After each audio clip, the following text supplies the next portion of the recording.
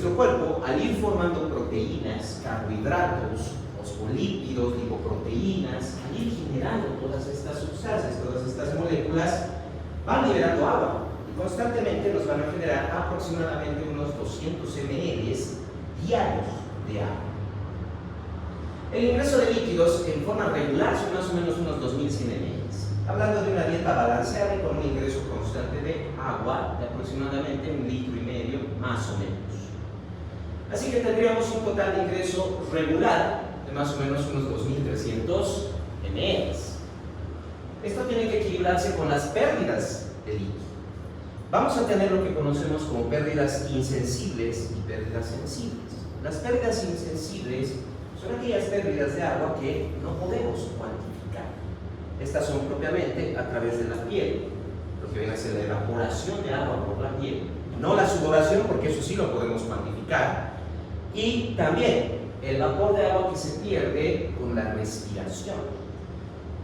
En invierno, por ejemplo, o cuando estamos en un clima frío, siempre que respiramos, ¿qué pasa? Inhalamos y al exhalar vemos el vapor de agua que va saliendo.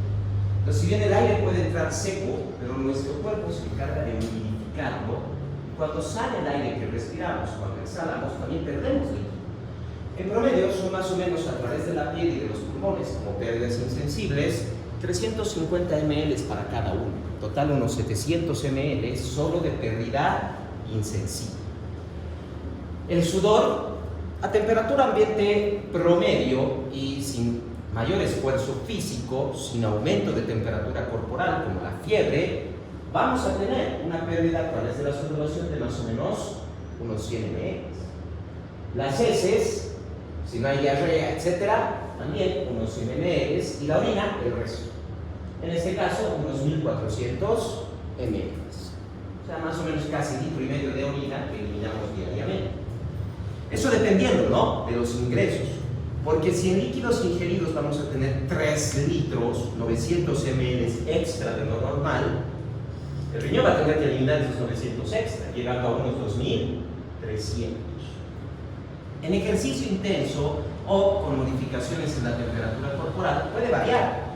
La piel no cambia, pero si hacemos ejercicio o estamos agitados, aumenta la frecuencia respiratoria, lo que provoca mayor pérdida de vapor de agua, que puede llegar hasta 650 ml. A través del sudor, ya sea en una temperatura ambiente más cálida, verano, Caribe, etcétera, o inclusive con ejercicio físico o en fiebre, que tenemos transpiración también, puede llegar hasta 5 litros. 100 de las heces, y vean, si eliminamos una gran cantidad de líquido por sudoración y a través de las pérdidas insensibles, el riñón va a tener menos líquido que eliminar. Puede bajar a unos 500 ml. Y esto no solo con el ejercicio, puede variar con la temperatura ambiente. En verano, por ejemplo, tendemos a transpirar más, lo que significa menor cantidad de orina. O en invierno, no hay mucha transpiración, todo el balance hídrico que tenemos se va a eliminar principalmente a través de la vía urinaria. Entonces tenemos este balance de ingreso y pérdida de líquidos, y que lo vemos constantemente.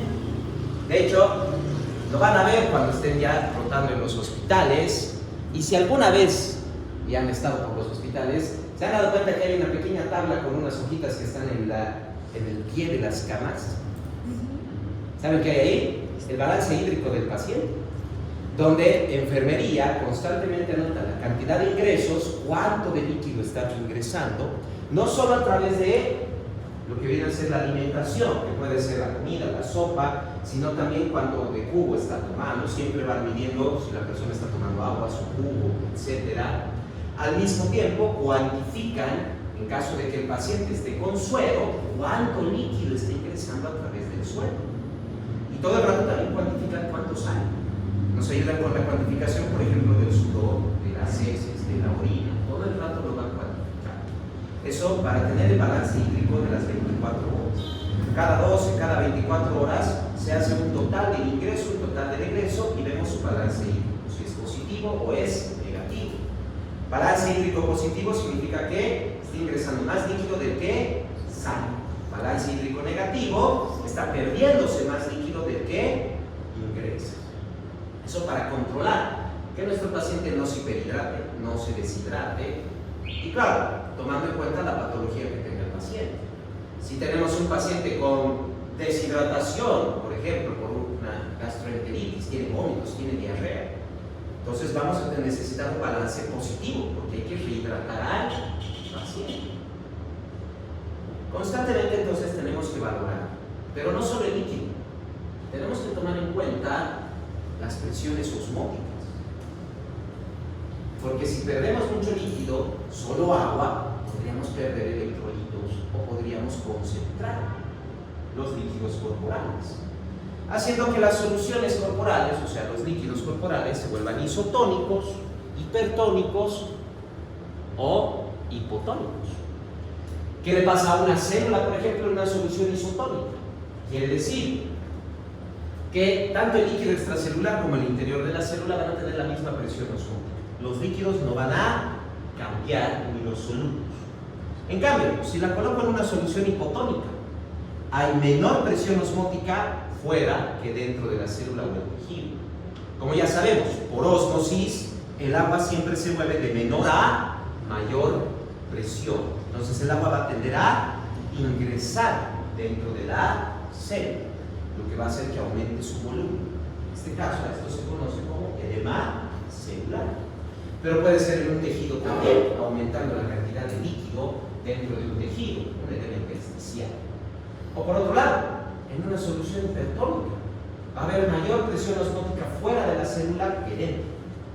Por ósmosis, el agua tiene que ir de dentro de la célula hacia afuera, lo que va a hacer que la célula pierda volumen, se va a deshidratar. Esto no solo lo vemos a nivel celular, lo podemos ver a nivel corporal y de los tejidos. ¿Qué pasa, por ejemplo, cuando estamos mucho tiempo en agua dulce, ya sea en una bañera, en un río, en un lago, etc.? Se macera. ¿Nos? Exacto. ¿Por qué nos arrugamos los dedos? Porque nos vamos a hiperhidratar. Vean, estamos en una solución hipotónica y nuestras células van a tender a absorber agua, aumentando el volumen y teniendo más volumen a nivel de la piel, pero no puede expandirse más allá de nuestro dedo, entonces la piel empieza a arrugarse. ¿Qué pasa si estamos en el agua de mar mucho rato? No nos arrugamos, ¿verdad? Pero nos deshidratamos. El agua de mar nos va a absorber agua, va a sacar agua de nuestro cuerpo. ¿Entienden por qué la importancia y el peligro de beber agua del mar? Porque lo mismo va a pasar dentro del sistema digestivo. Muchas personas perdidas en el mar, en islas desiertas, etc., pueden deshidratarse y instintivamente tratan de tomar el agua que tienen alrededor, y es agua de mar, agua salada. Entrando esa agua salada dentro del sistema digestivo, no se olviden que va a ser hipertónica, lo que quiere decir que dentro de la luz del intestino va a empezar a absorber agua, va a sacar agua de los tejidos hacia la luz del intestino, lo que va a provocar una diarrea. O sea, instintivamente las personas pueden decir, pero estoy en agua, tomaré agua, pero se deshidratan más, porque terminan con diarrea, por el efecto de la presión osmótica del agua salada. Y no solo lo podríamos ver con el agua salada, se lo utilizaba inclusive en diferentes métodos de tortura. Algunas personas a veces les daban una gran cantidad de agua con miel o leche, etcétera, y provocaban deshidrataciones. Se usaban antes en la Edad Media como métodos de tortura también. Entonces hay que tener cuidado con esa deshidratación. Y no solo la vemos ahí, también lo podemos generar, por ejemplo, en el sauna. En el sauna seco, al colocar sal sobre la piel, también va a absorber una gran cantidad de líquido, va a absorber. Generando estas alteraciones entre lo que viene a ser isotónico, hipotónico, hipertónico, tomamos en cuenta que nosotros también introducimos líquidos al cuerpo, ¿verdad? ¿En forma de qué? ¿Cómo introducimos líquidos al cuerpo? Médicamente, ¿cómo lo hacemos? Intravenoso. Endovenoso. ¿Con qué soluciones? ¿Pero cuáles conocen? Eso no quiero. fisiológico,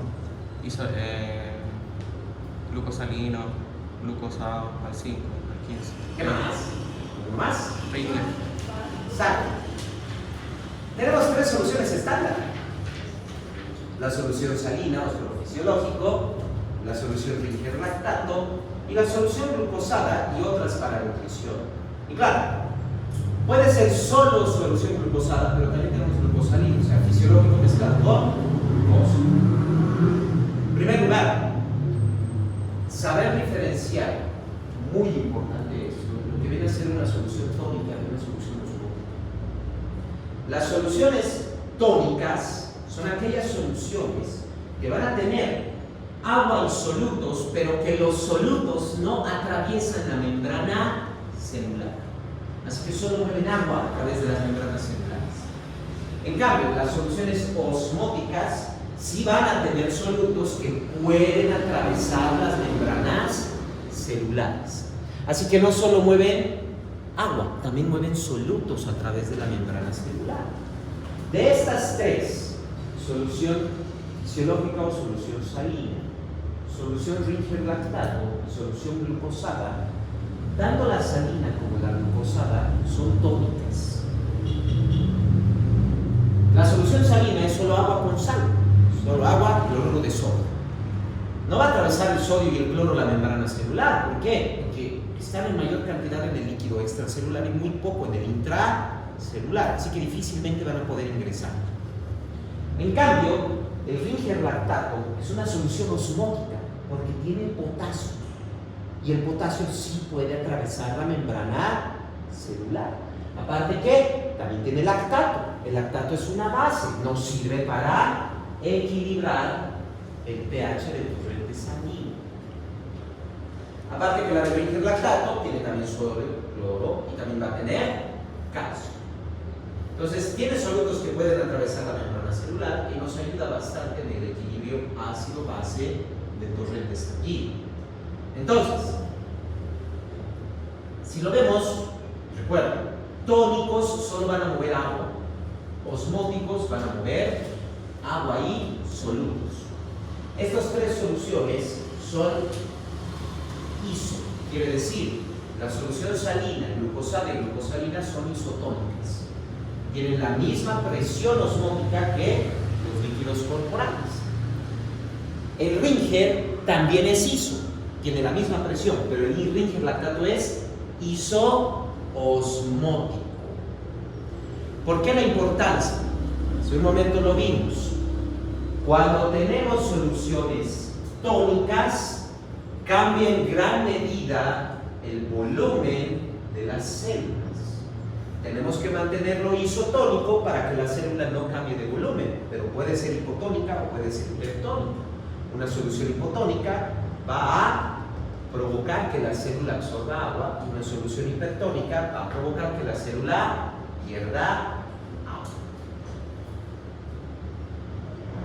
Eso es el suero fisiológico y el glucosado y el glucosado.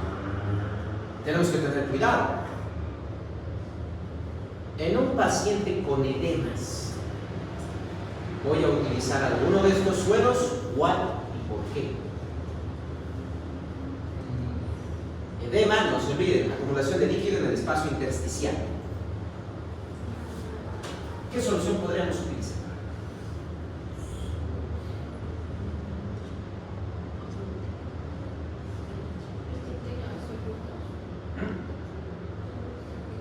De las tres.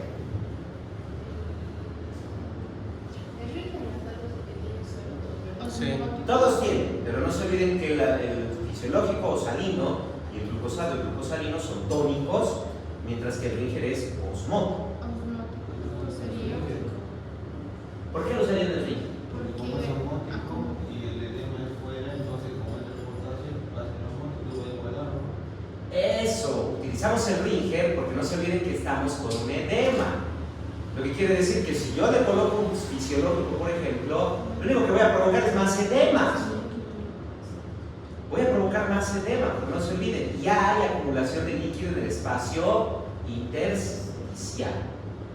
Entonces, le doy el fisiológico ya mi líquido intersticial se va a volver hipertónico, porque el sodio y el cloro no van a entrar a la célula y va a empezar a absorber más agua. Entonces va a provocar mayor edema. Por eso le voy a colocar un Ringier, porque si va a moverse el potasio, voy a poder dar solución, pero no voy a modificar las presiones de tal manera que el líquido no va a pasar dentro ni fuera de la célula. Estoy tratando de reequilibrar. Claro, le voy a dar un diurético para tratar de eliminar un poco de líquido del torrente sanguíneo y que eso permita la salida del líquido del espacio intersticial al espacio vascular. Pero recuerden, edemas no le voy a dar fisiológico, porque lo único que voy a hacer es provocar más edema. Voy a provocar mucho más edema. Ahora, si mi paciente está deshidratado, más bien, ahí le doy el fisiológico, porque lo que tengo que hacer primero es restituir volumen. En deshidratación, lo primero que hay que restituir es volumen hídrico y luego recién vemos los electrolitos. Entonces, todo paciente deshidratado, cuando ya necesite hidratación parenteral, quiere decir sueros, la mitad del volumen que tengo que pasar, lo voy a pasar en 1 hora. Y es solo fisiológico. Después de 1 hora, voy a realmente restituir electrolitos con el otro suero, pero ya no va a ser fisiológico. Voy a utilizar un Ringier, porque ya lo hidraté. Ya le he pasado volumen, ahora tengo que pasarle volumen y solutos. Y claro, el Ringier es el que tiene la mayor cantidad de solutos. Puede que necesite más sodio, puede que necesite más cloro, puede que necesite más calcio, puede que necesite más potasio. Podemos modificar estos sueros. Tenemos ampollas de sodio, cloro, calcio, magnesio, etc. Un montón que podemos ir modificando. Puedo aumentarle un poco más de sodio, un poco más de cloro, dependiendo de lo que necesite mi paciente. Si mi paciente está en alcalosis, ¿qué suero le doy?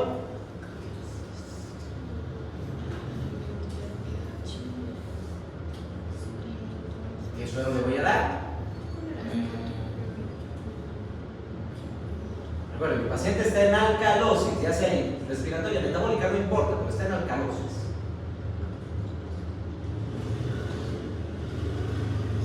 ¿Qué suero le doy?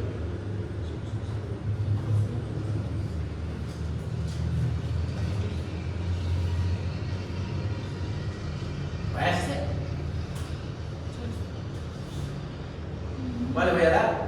De estos tres. ¿Cuál no le puedo dar? No, está en alcalosis. Aquí no tengo una pérdida de equilibrio osmótico, tengo una pérdida de pH. Hay una alteración en el pH, está en alcalosis. El suero fisiológico. Ese no le voy a dar. No le voy a dar. ¿Por qué? No sé, yo pienso que puedo diluir más. ¿Cuál les dije que se utiliza para manejar el pH? El Ringier, pero el lactato es una base, no es un ácido. No le puedo dar Ringier. ¿Le puedo dar fisiológico? Puedo darle fisiológico. ¿Le puedo dar glucosado? Puedo darle glucosado. Puedo darle, pero no le doy el Ringier, porque ya tiene lactato y eso va a provocarme mayor problema con la alcalosis. En cambio, si está en acidosis, ahí sí, de inicio le doy el Ringier. Si mi paciente está en acidosis, ya sea acidosis metabólica, acidosis respiratoria, le tengo que dar el Ringier, porque el Ringier tiene lactato, lo va a equilibrar su pH de torrente sanguíneo. ¿Bien? ¿En qué casos utilizar el suero glucosado? ¿En qué casos utilizar el suero glucosado? Hipoglicemia. No. Instintivamente uno pensaría que se puede usar en hipoglicemia el suero glucosado, pero no se puede. O sea, lo usaríamos sí, pero no voy a tener el efecto que necesito. Recuerden que el paciente está en hipoglicemia. Un paciente hipoglicémico está en coma y puede convulsionar. Tengo que restituir la glucosa en 5 a 10 minutos. Yo no le puedo pasar el suero glucosado en 5 a 10 minutos. Entonces, en un paciente con hipoglicemia, lo que se hace es colocarle ampolla de glucosa por 10 minutos. no es suero. Porque el suero mínimamente va a pasar en 1 a 2 horas. No lo puedo tener 1 a 2 horas en el paciente inconsciente y con su glucosa baja. Entonces, instintivamente pareciera, pero suero glucosado solo como mantenimiento. Lo de inicio siempre va a ser ampolla de glucosa. Al 30. ¿Qué más? ¿Qué otro caso? ¿Qué casos pueden ser para el suero glucosado? Una persona que está desmayada. Dependiendo de la causa de la inconsciencia. Una mala administración de insulina. No, tampoco. Es que lo que pasa es que cuando la insulina queda en el torrente sanguíneo sigue actuando, entonces a veces se deja como un suerito de mantención para evitar hipoglicemia en el tiempo. Bueno, La al menos insulina eso he solo visto. dura 15 minutos en la sangre. A no ser que sea lenta. No, la insulina solo dura 10 a 15 minutos, nada más. Nada más, se degrada rápidamente porque hay una enzima en el torrente sanguíneo que la degrada. Ahora, si tú te refieres a que le han colocado demasiada insulina, mientras el paciente esté con un dulce, un chocolate, un café, va a estar tranquilo. No es necesario el suero. No es. Si bien la insulina sódica, la cristalina, se administran 2 o 3 veces al día porque se metabolizan rápido, tenemos la glargina, que es de depósito, pero es de liberación lenta. Entonces, aunque uno se pase, se va liberando suavemente. Solo necesita consumir pequeñas cantidades de algún dulce, chocolate, un café para mantener los niveles de glucosa. Y en las otras, en 3 a 4 horas ya va a estar los niveles de insulina bajos. Igual consumiendo alimentos puede estar tranquilo el paciente. No es necesario el suero. Y nuevamente, si entra en hipoglicemia, lo que hay que hacer es ampolla de glucosa, no suero glucosado. Pero está bien, lo que quiero es eso, que vean en qué caso se puede utilizar y vamos a ver si funciona o no funciona y cómo. ¿Y qué más podemos utilizar suero glucosado?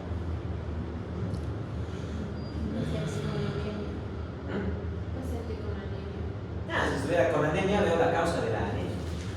En hipercalemia, Hipercalemia, o sea, hiperpotasemia. hiperpotasemia. Se utiliza como tratamiento para meter el potasio en la célula. Se puede utilizar dependiendo de que sea el problema de que haya salido el potasio de la célula, porque puede ser el problema renal y está botando potasio, tal vez por un diurético, no sabemos muy bien. Entonces, no, ahí tenemos que ver la solución y generalmente utilizamos la solución salina y restitución de potasio mediante ampolla de potasio en el suero fisiológico.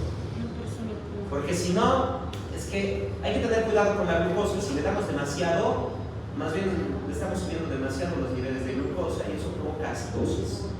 Sí, yo he visto que lo hacen como terapia, así por ejemplo, 100 ml de glucosa al 5, si no me equivoco, con 10 unidades de insulina. Y se administra así como a goteo medio en media hora, si no me equivoco. Entonces hace un juego con glucosa e insulina y así disminuye la hipercalemia, la hiperpotasemia. Se puede modificar de esa manera, se puede, mientras no tengas laboratorios. Hasta que tengas el laboratorio y ya sabes cuánto de potasio tiene y ya puedes. Porque ese es el detalle, no podemos colocar potasio sin saber cuánto está de potasio en el torrente sanguíneo. Entonces, haciendo el cálculo y buscando los equivalentes. Mientras tanto, como el potasio y la depresión de potasio lo que nos está provocando es despolarizaciones de membrana, por eso utilizamos el fisiológico con insulina para tratar de que la energía no se altere. No, pero yo no digo administración de potasio, yo digo glucosa y insulina. Por eso es que la pérdida de potasio te va a provocar que los potenciales de acción estén demasiado elevados. Te puede provocar calambres, te puede provocar temblores, te puede provocar excitabilidad neuronal, una gran variedad de cosas. Y por eso se trata de equilibrar un poco con la glucosa. Pero mientras no tengas el laboratorio, una vez que ya tienes el laboratorio de potasio, ya puedes hacer la restitución que necesites. Se lo van a ver con más detalle ya, fármacos, interno, etc. ¿Qué más? ¿Qué más? ¿Qué más dice ahí? Pues solución glucosa y otras para... Una persona con hipotensión. Una persona con hipotensión. No, en un hipotenso no necesitaría darle ningún tipo de suero de inicio. Porque con un vasoconstrictor puedo controlar esa hipotensión.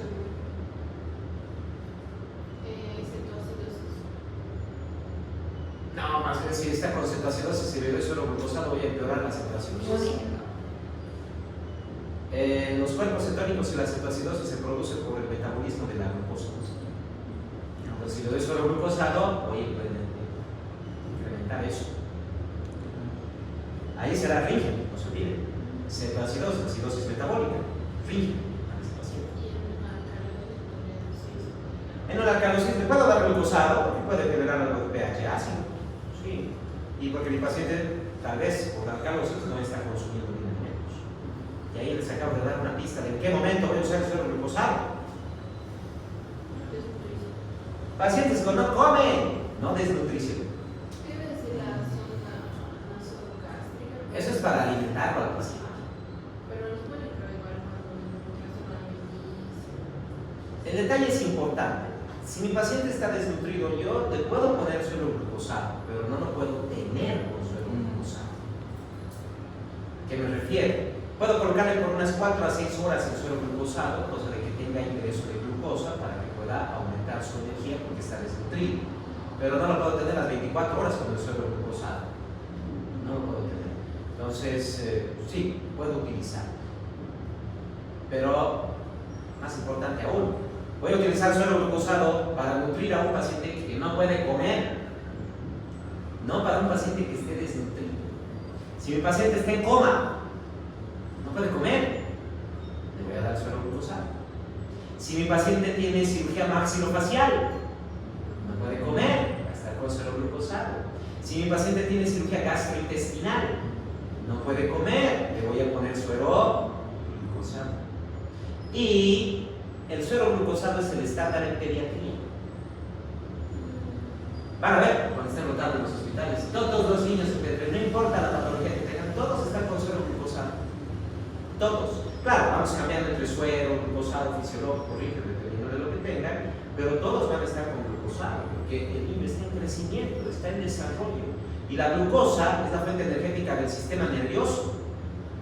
Entonces necesitamos darle el suero glucosado para que pueda crecer, desarrollarse, para que esté bien ese niño. De lo contrario, no va a tener suficiente energía ni siquiera para recuperarse de la patología que tenga, ya sea deshidratación, ya sea gastroenteritis, ya sea una infección respiratoria aguda, ya sea infección urinaria, cirugías, etc. En el pediatría todo el niño está con glucosado. Todos van a estar. Claro, a menos que el niño sea diabético. Ahí vamos a controlar. Ahí vamos a controlar mejor su solución. En un paciente hipertenso, ¿qué suero no le doy?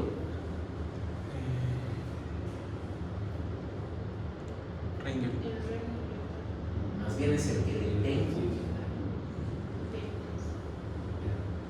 Recuerden que la hipertensión, en especial la hipertensión crónica, se debe por una disminución de la excreción renal de sal y agua. Y el suero fisiológico es sal y agua. Le damos fisiológico a un paciente hipertenso, le vamos a provocar mayor hipertensión.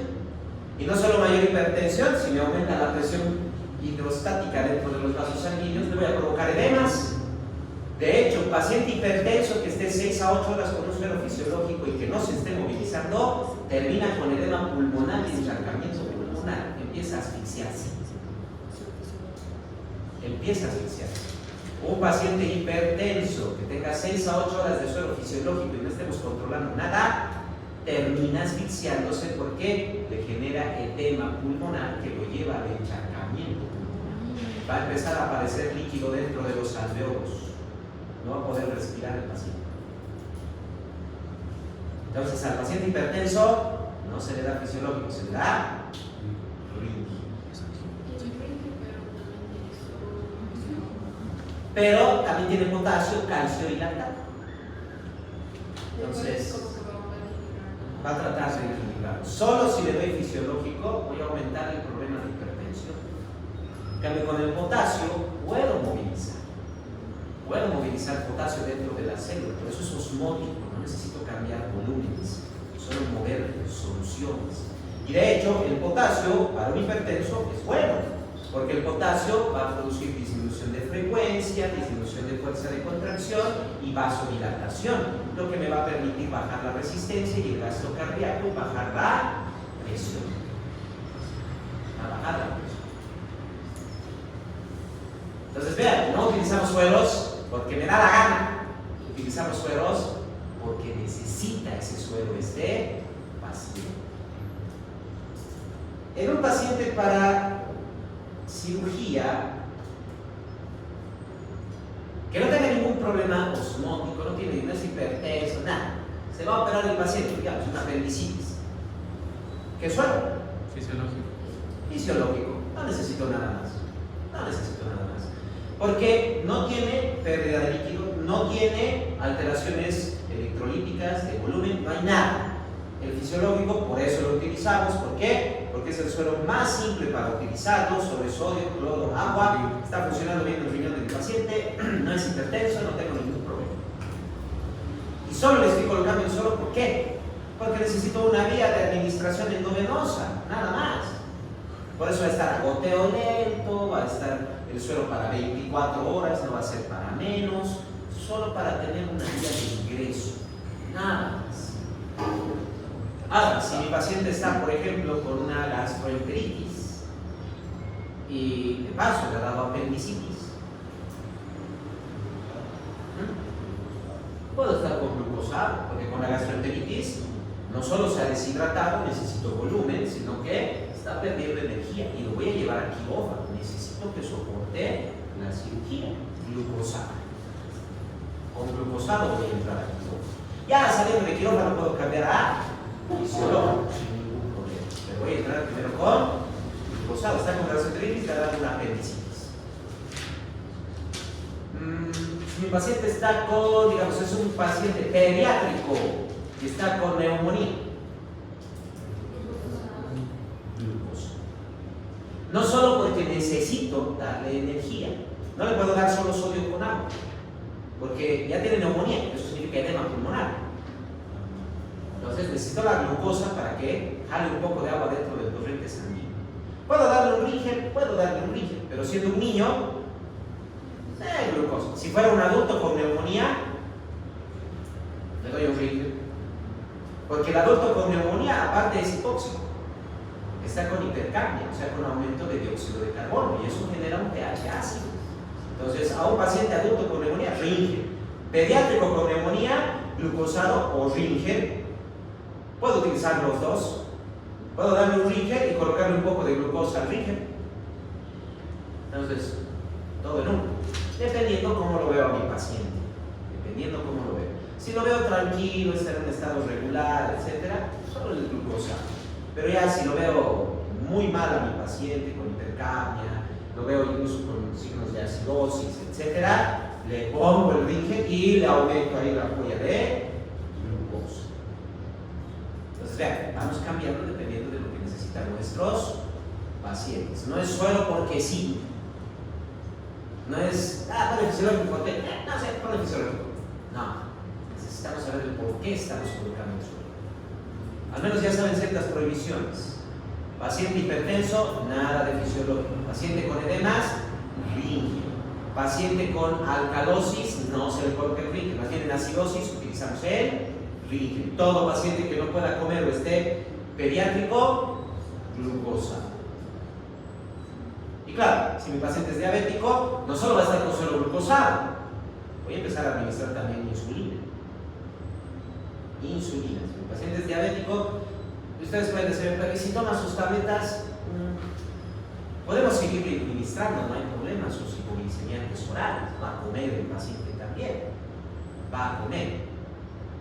Pero el suero glucosado tenemos que controlar bien.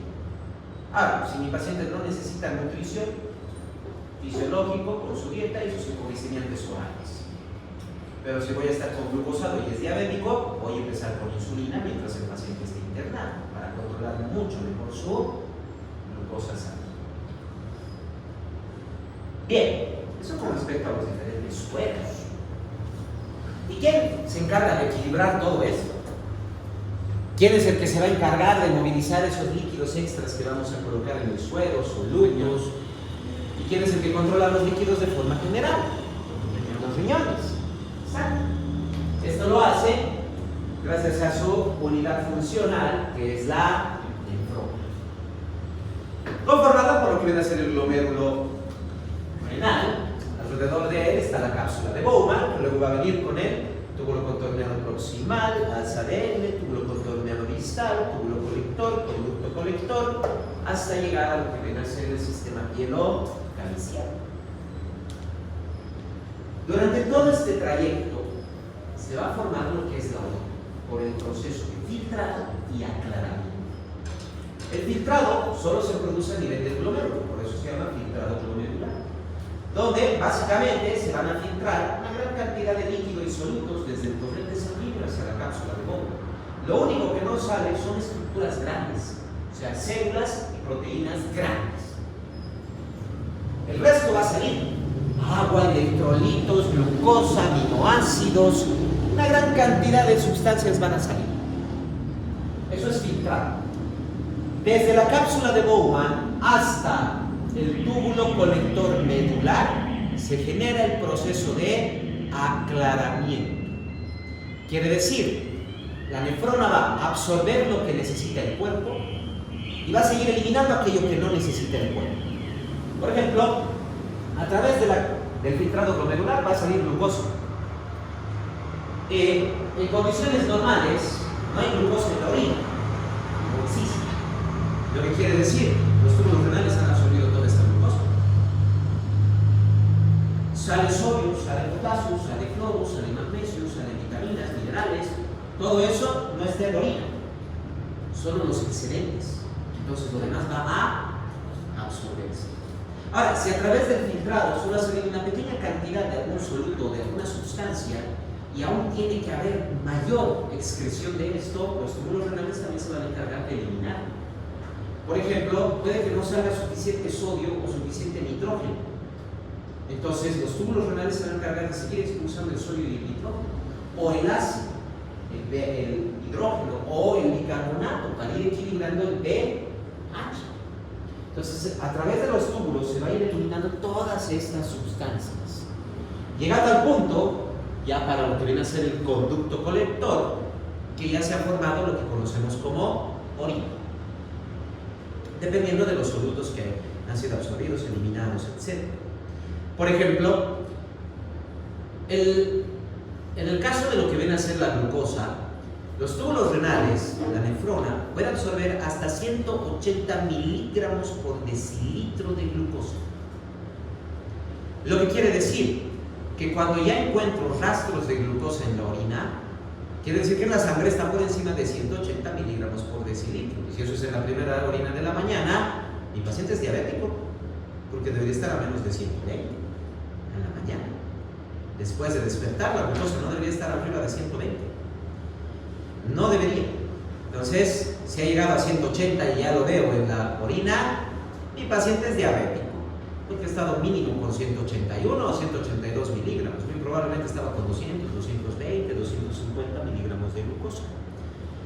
Por otro lado, en la orina no debería estar presente proteínas, no deberían estar presentes células. Si las encuentro, hay algún problema en la nefrona. ¿Pero en qué parte de la nefrona? Puede ser en el glomérulo, puede ser en los túbulos, dependiendo de qué célula o qué encuentro. Entonces, básicamente, lo que haya en la orina es lo que me está reflejando no solo la función de la nefrona, sino que es un reflejo de la función renal y del equilibrio hidroelectrolítico del cuerpo del paciente. Es por eso que la orina es algo bastante importante.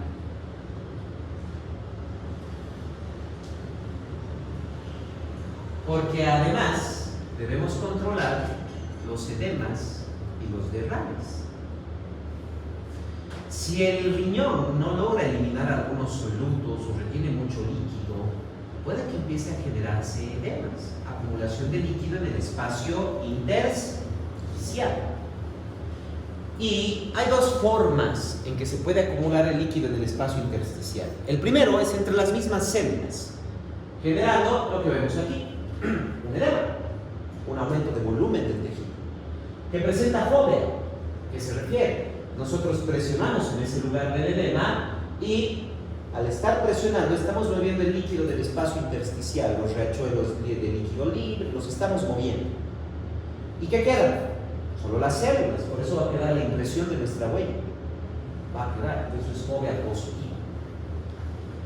O puede que el líquido se acumule en lo que conocemos como tercer espacio o espacio virtual.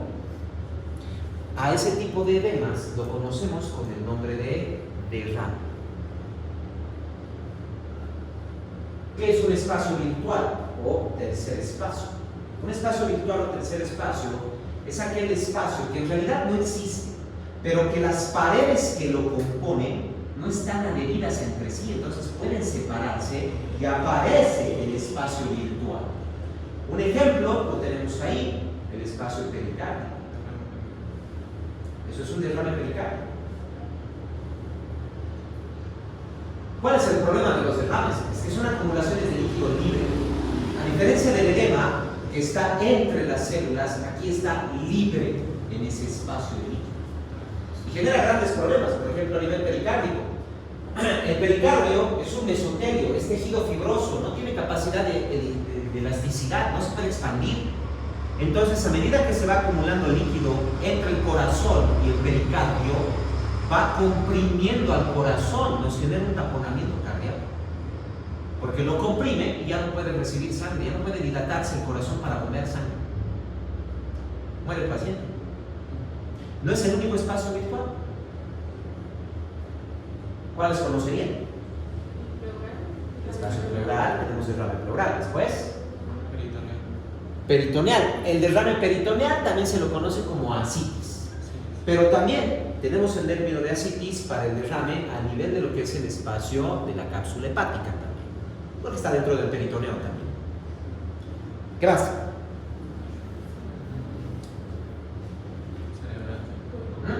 Cerebral. Hay un pequeño detalle ahí. Estoy seguro de que conocen el término derrame cerebral, ¿verdad? Pero ¿el cerebro es un tercer espacio? No lo es. No lo es el cerebro es parénquima de una masa celular, no es un espacio. No es.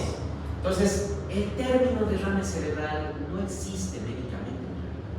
Es un término común que utilizan las personas para poder referirse a lo que vienen a ser los ACVs, los accidentes cerebrovasculares, tromboembolismos o hemorragias cerebrales. Eso es lo que la gente comúnmente llama derrame cerebral.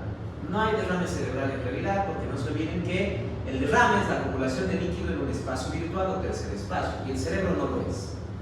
Pero sí tiene algo alrededor que es un espacio virtual. Las meninges. Entonces sí tenemos derrame meningio. Sí tenemos derrame meningio. Otro espacio.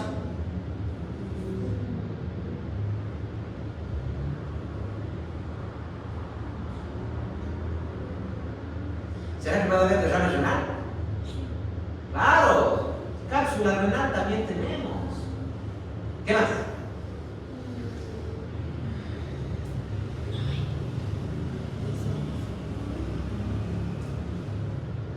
¿Dónde más podemos encontrar un tercer espacio?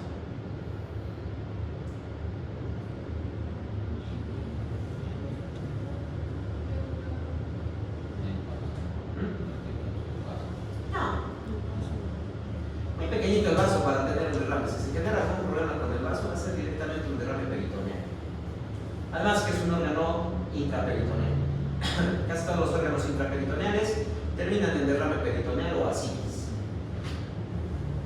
De hecho, en el abdomen inclusive es tanto la situación de la ascitis con el líquido libre que aparece lo que se conoce como onda ascítica. Golpeamos en un lado del abdomen y vemos la onda moverse por todo el abdomen, como si estuviéramos moviendo un globo con agua.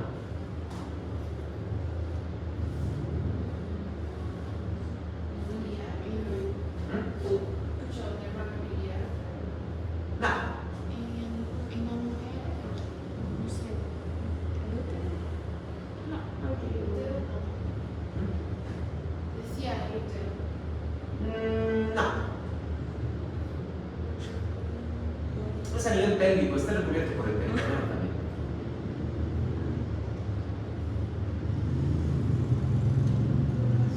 ¿Qué acaso el músculo no tiene una aponeurosis? Ahí puede haber un derrame aponeurótico Se lo conoce también como síndrome compartimental. Es algo que pasa en las fracturas, en los traumatismos. Se separa la aponeurosis del músculo y empieza a acumularse líquido ahí. Y lo mismo que pasa con el corazón. Provoca que el músculo se comprima y dificulta el movimiento. Incluso genera bastante dolor por cualquier contracción muscular, porque el músculo está siendo comprimido por el líquido que está entre el músculo y su aponeurosis. Por eso es importante en todo traumatismo, en especial en fisuras y en fracturas, esto es algo que les van a decir en traumatología, siempre les van a recomendar. Todo paciente con fractura, golpes, luxaciones, etc., tiene que ser ferulizado. Porque si no le ponen ferro, o sea, si no lo vendan, no comprimen, no van a poder colocar yeso. Porque se va a generar ese derrame, ese síndrome compartimental. Y si nosotros inmovilizamos con yeso, en 3 o 4 días desaparece el derrame y el yeso se sale. No hay suficiente estabilidad. Por eso, todo traumatismo, toda fisura, fractura, luxación y demás, siempre tiene que ser vendado, siempre tiene que ser ferulizado para evitar el síndrome compartimental. Otro es a nivel de las articulaciones sinoviales. Tenemos el derrame sinovial. Eso puede pasar principalmente en las rodillas, los codos, las articulaciones interfalángicas, metacarpofalángicas, tarsianas. Ahí vamos a tener también posibilidad de derrame sinovial. Otro lado, y está principalmente a nivel de las rodillas, a nivel del codo y un poco del hombro, lo que vienen a ser las bursitis. Las bursas. ¿No se acuerdan de las bursas? Las bursas son sacos sinoviales que rodean ciertas articulaciones. Eso es para evitar fricción. Por ejemplo, en el codo, la bursa está a nivel del olecrano, porque no se olviden que aquí la piel es libre, no está pegada al hueso, no está, porque tiene que haber movimiento, igual en la rodilla. Delante y detrás de la rótula hay bursas. Eso es para permitir movimiento, para que no haya fricción.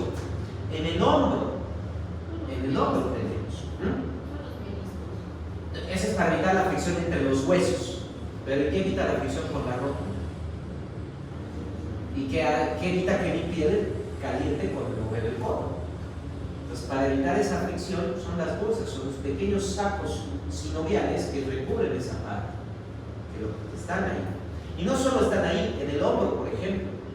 El deltoides es el músculo que está encima.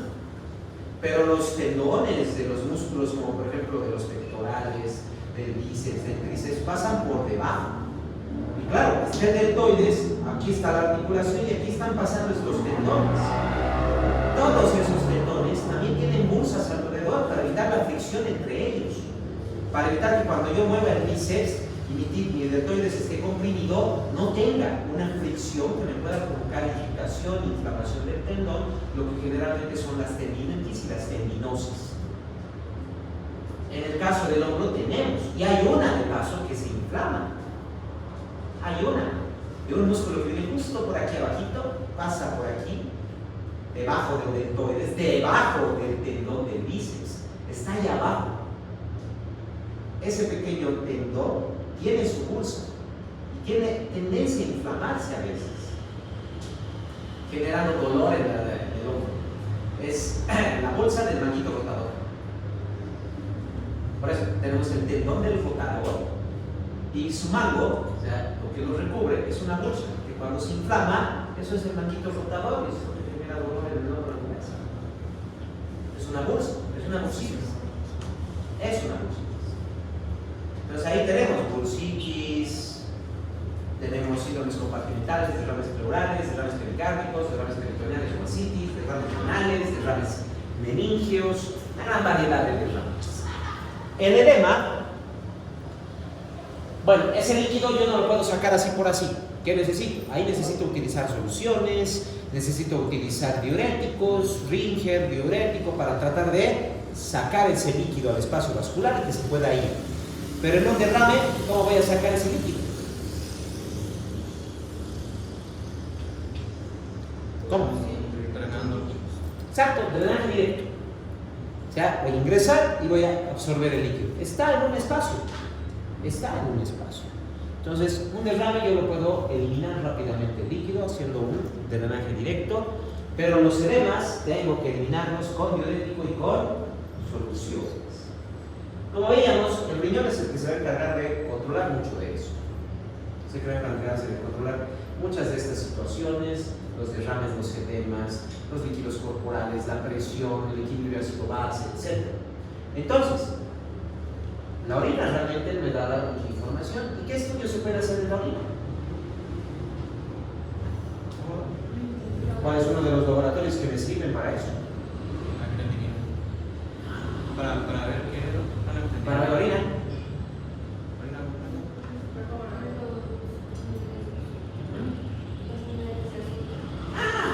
Antes de todo eso, Orina completa. examen general de orina. Un simple examen general de orina. 4 estudios tienen que acordarse estándar para todos los pacientes. Hay un mnemotécnico, no se preocupen, pero tenemos examen de hemograma, urea creatinina, glicemia y examen de orina. Por eso es uno de los 4 exámenes estándar. Para que se acuerden de estos 4 exámenes, Hugo, solo acuérdense de Hugo, nada más HUGO, hemograma, urea creatinina, glicemia, orina. Ahí tienen. El Hugo para todos los pacientes, para todos. Entonces, en el examen general de orina, yo voy a tener 3 análisis: un análisis macroscópico, un análisis microscópico y un análisis químico. El macroscópico es viendo la muestra de orina, solo viendo, nada más. ¿Qué es lo primero que vamos a ver en la muestra de orina? Exacto, es lo primero que vamos a ver. Y estoy seguro que no pensaban que la orina tuviera tantos colores, ¿verdad? Estoy seguro que jamás pensaron que la orina podría ser color verde, negra, café o azul. ¿Sabes? Sí, azul puede ser. Sí. Puede ser azul la orina. Y de hecho aquí hay una muestra que tiene una coloración azulada. Cada color, o sea, no es un azul como el azul cielo, por si acaso. Es un azul claro, la orina viene con un color amarillo, entonces va a verse un poquito verdoso y demás. Bien, lo primero que vemos es exactamente el color de la orina. Y cada color tiene un significado, a veces patológico y a veces no es patológico. El color normal de la orina está aquí, es el amarillo opaco, el color que conocemos de la orina. Ahora, el color claro de la orina quiere decir que casi no tiene solutos. En otras palabras, un color claro de la orina significa hiperhidratación. Nada más, es que mi paciente está tomando bastante agua y está eliminando ese exceso de agua. Nada más. Amarillo oscuro. Disminución de la hidratación. Exacto, es deshidratación. Quiere decir que mi paciente o se está deshidratando o está deshidratado o no está tomando suficiente agua. La primera orina de la mañana es bastante oscura. La primera orina de la mañana es la que utilizamos para el laboratorio. Para toda muestra de orina es importante aclarar algo con el paciente. Toda muestra de orina tiene que ser, para un examen general de orina, tiene que ser la primera orina de la mañana. Porque estamos hablando de qué? Esos son 6 a 8 horas de función renal continua. Porque mi paciente en 6 a 8 horas no ha orinado porque estaba durmiendo. Entonces me da un buen parámetro de análisis. 6 a 8 horas, no se olvide, el mínimo tiene que ser eso. Quiere decir que si necesito la prueba hoy día y no puedo esperar a mañana, tengo que tener a mi paciente en ayunas por 6 a 8 horas y luego tengo que tener al paciente sin ir al baño por 6 a 8 horas y luego recién le hago orina. Segundo, la parte final de la uretra, esos milímetros justo cerca de la salida, tienen bacterias. Y para evitar contaminación de la muestra, todo paciente para una muestra de orina tiene que orinar un poco fuera y luego el resto recién tiene que conectarlo en el brazo. Ahora bien, la primera orina siempre es un poco oscura por esa situación de condensación que tenemos. Hay bastante concentración de solutos y demás. Color el color naranja de la orina es por un fármaco. Es uno de los metabolitos de la nitrofurantoína lo que provoca ese color anaranjado.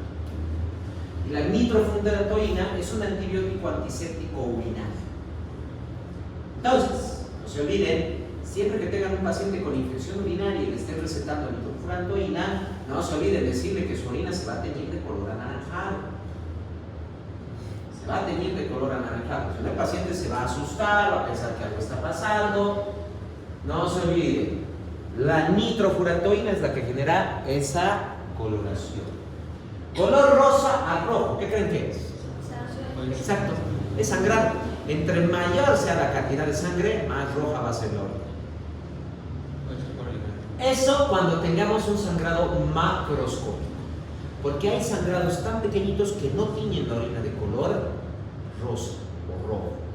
Pero eso es un sangrado microscópico que lo podemos ver después también. Azul. ¿No? Por alimento igual puede teñir la betarraga. Ah, bien. Exacto. Siempre que el paciente venga con una queja de orina roja, pregúntenle si no han comido beterragas en los últimos 3 o 4 días. Porque ese tinte puede provocar eso. Ahora, color azul. También viene por un medicamento. Hay un grupo de antidepresivos que generan ese color en la orina. Es básicamente por uno de los metabolitos de uno de esos medicamentos que se genera un color azul de la orina. Igual que con la nitrofurantoína. No olviden decirle a su paciente que se va a tener su orina de color azul. Cuidado, es un paciente en depresión. Ve su orina de color azul, algo puede pasar al paciente. Entonces, no se olviden de recomendar eso al paciente.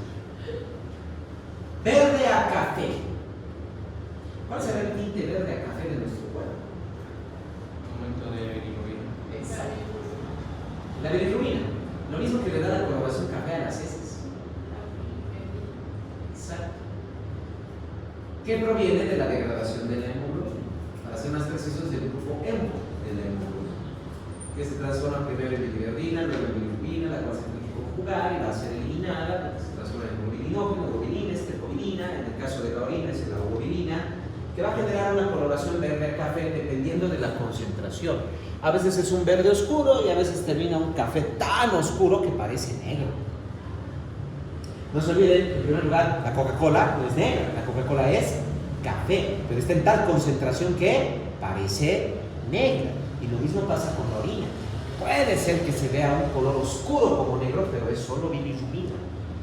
Indicativo principalmente de hepatitis. En la hepatitis, la inflamación del hígado evita que la bilirrubina pueda irse por el sistema digestivo. Las heces se tornan claras, lo que se conoce como acolio. Y más bien se elimina la bilirrubina por vía urinaria, se conoce como coludo. Entonces tenemos un paciente que esté un poco amarillo, su hígado inflamado, sus heces son claras, amarillentas, grisáceas, y su orina es oscura. Ah, ya saben lo que tiene hepatitis. Tiene hepatitis. Negro.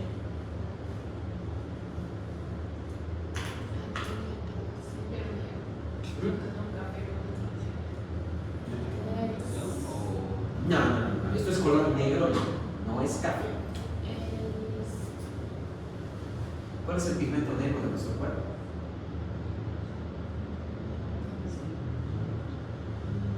¿Cuál es?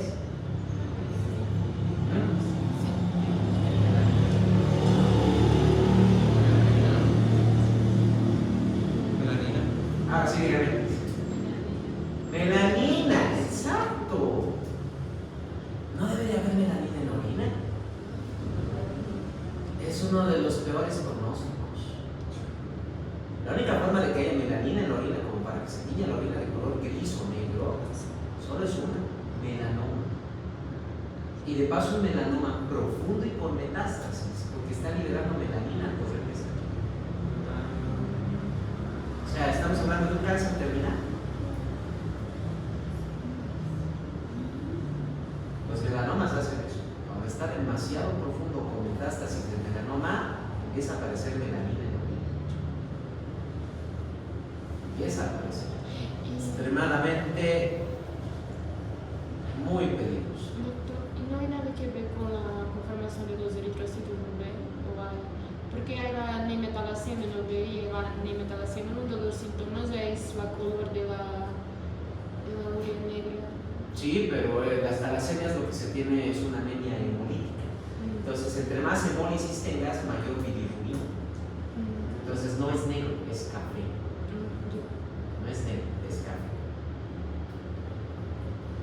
Eso por el color. Luego tenemos que ver el olor. El olor normal de la orina se conoce como sui generis, es el olor que ustedes conocen. Ahora, si tiene un olor fétido, hay una infección. Si tiene un olor dulzón, eso es diabetes. Exacto. Olor, podemos tener esas variaciones.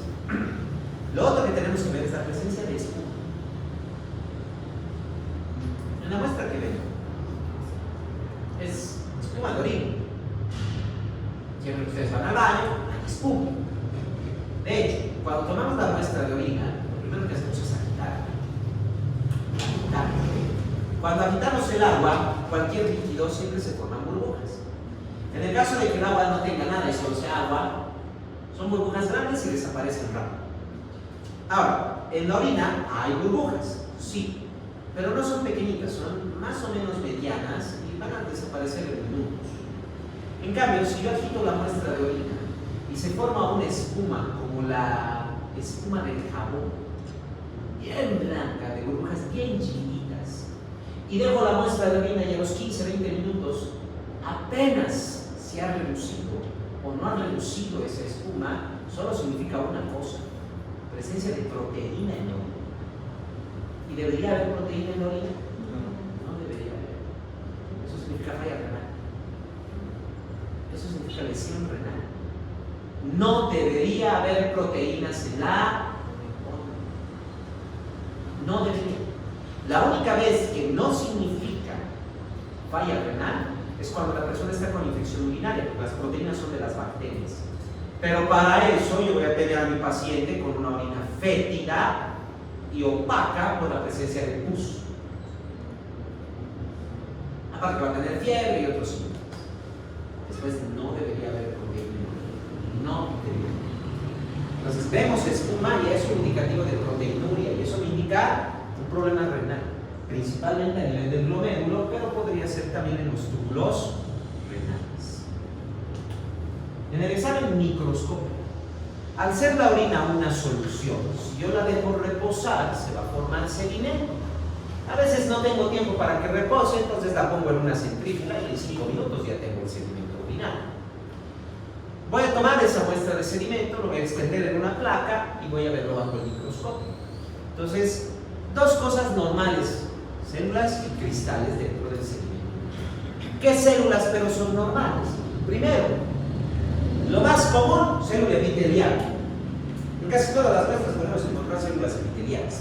Vamos a encontrarlas en la orina, las vamos a encontrar también, pero eso no las he puesto, porque es normal que hayan células epiteliales. Siempre hay descamación de epitelios. Ahora, ¿puedo encontrar eritrocitos? Puedo encontrar eritrocitos, pero hay un límite de eritrocitos. Máximo 3 a 4 eritrocitos por campo. Nada más. Si ya tengo más de 3 o 4 eritrocitos por campo, ¿qué creen que significa? Y eso es hemorragia. Lo que les dije hace rato, ¿verdad? A veces la hemorragia es tan pequeña que no tiñe la orina de color rosa ni rojo, pero sí hay más de 3 a 4 eritrocitos por campo. Claro, siempre y cuando mi paciente no sea mujer y no esté en su periodo menstrual, porque eso sería contaminación, nada más. Luego, lo otro que voy a encontrar son leucocitos. Claro, voy a encontrar leucocitos en muchos tejidos corporales y muchas secreciones corporales. Lo mismo va a pasar con la orina. Puedo encontrar leucocitos, pero igual tienen una cantidad máxima, hasta 10 por campo. Si ya tengo más de 10 leucocitos por campo, eso significa que están ahí combatiendo bacterias, o sea, infección urinaria. Cristales también voy a encontrar: nitratos, uratos, nitritos y oxalato. Los nitratos son sodio, el urato es ácido úrico los nitritos es nitrógeno y el oxalato es calcio. Así que ya saben lo que elimina el riñón constantemente: sodio, ácido úrico o urea, nitrógeno y calcio. Son representativos en cantidad dependiendo de la dieta del paciente. Si mi paciente le gusta comer sal con comida en vez de comida con sal, va a tener una gran cantidad de nitratos. Si mi paciente toma suplementos de calcio, por ejemplo, o toma bastante leche, va a haber bastante oxalato. Si come bastante proteína, voy a tener bastante urato y bastante nitrito. Si come bastantes proteínas. Eso lo normal. Cualquier otra cosa no va a ser normal. No va a ser normal. Si me encuentro, por ejemplo, plaquetas, no es normal. Si me encuentro tejido muscular, no es normal. Para nada. Si me encuentro células ganglionares, dendríticas, no son normales. Algo está pasando ahí, un tumor. Hay una ruptura de tejido en algún lado, una fístula. ¿Qué hay? Hay algo que está provocando que salgan células que no deberían estar presentes.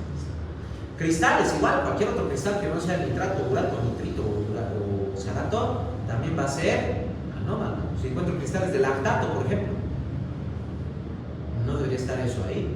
No son normales. Para nada. Sí hay un tipo de célula que podríamos encontrar relativamente normal. Pero claro, no en todos los pacientes. Y eso es básicamente espermatozoides. Solo podría encontrarlo en varones adultos. ¿Espermatozoides en la muestra de orina de un niño? No. ¿Espermatozoides en una mujer? Tampoco. En especial si no han tenido relaciones sexuales de pareja.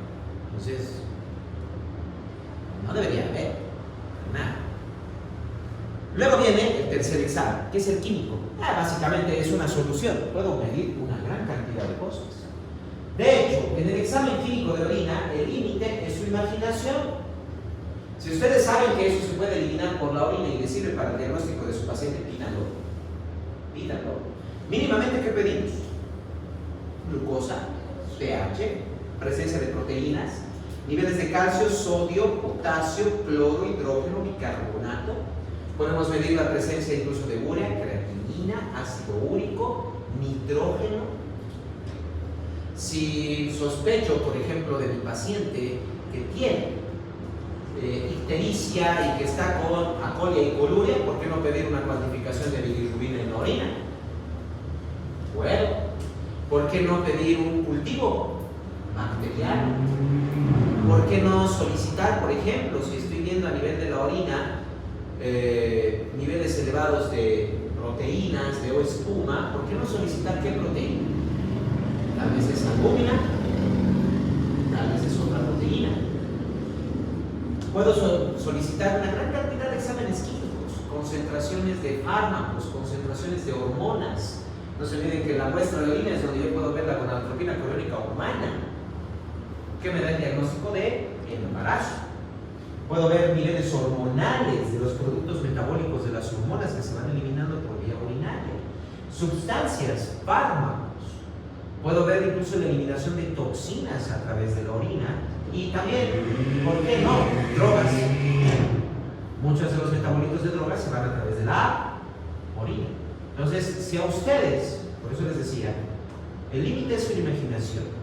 Si saben que se elimina por vía urinaria y piensan que les puede servir para su diagnóstico de su paciente, pídanlo, pidan la cuantificación. Se pueden hacer. Tenemos ahí la muestra de orina, podemos cuantificar gran cantidad de sustancias que hay en ella. Podemos cuantificar. Entonces, el examen químico realmente medir las concentraciones de múltiples sustancias. Por lo mínimo, ya sabemos, glucosa, pH, proteínas, calcio, sodio, potasio, cloro, hidrógeno, bicarbonato, siempre y cuando sean necesarios. Si es un niño que está entrando con una diarrea, ya no le voy a estar pidiendo todo eso. Para nada. Si es una persona hipertensa, le voy a pedir un examen de glucosa y los niveles de sodio en la orina. Urea y creatinina por lo mínimo, pero eso ya sabemos que se pide en el humo, la urea y la creatinina. Ahora, si mi paciente está ictérico, tiene edemas, etcétera, tengo que pedir bastantes cosas, proteínas, bilirrubina, etc. Niveles de sodio, potasio, mínimo, para poder ver qué tiene ese paciente. El examen de orina, como ven, nos ayuda con bastante información. ¿Alguna duda que tenga? Los nitratos curados, ¿estos también tienen parámetros? O sea, más o están ahí. Es que ese es el detalle. Tú ves la muestra de orina y, por ejemplo, aquí tienes los nitratos, estos son los nitritos y estos son los oxalatos. Entonces, los nitritos o oxalatos, si se fijan bien, es solo la presencia de estos cristales. Si yo veo como esto, por ejemplo, ese paciente está eliminando bastante sodio, pero si no tengo problemas de hipertensión, etc., mi paciente está comiendo alto sodio. O sea, puede que esté comiendo las cosas con demasiada sal. Ahora, si veo bastante de esto, que son los nitritos, y obviamente con el ácido úrico que puede aumentar, el paciente consume bastante proteína. Y puede ser que no sea solo una persona que come proteína, tal vez es un fisicoculturista que no solo come proteína, sino suplementa proteína. Entonces aumenta bastante su ácido úrico y sus nitritos. Eso, digamos, se podría medir si es que es dañino o no, Dependiendo cómo lo ves al paciente. Si yo veo esta cantidad de nitrato, por ejemplo, y mi paciente es hipertenso, tengo que ver cómo están los niveles de sodio en la sangre. Si veo esto y mi paciente no tiene hipertensión, no tiene ningún problema, es solo que consume demasiada sal. Nada más. Eso significa. Eso depende de cómo lo vemos al paciente y de cómo está en el examen físico, etc.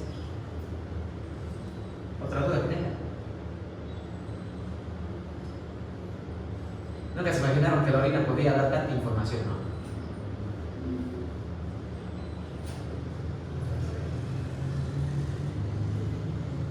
Por eso está dentro del Hugo, no se olviden.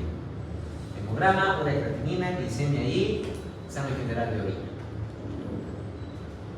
Casi todo paciente está con esos 4 resultados. ¿Dudas?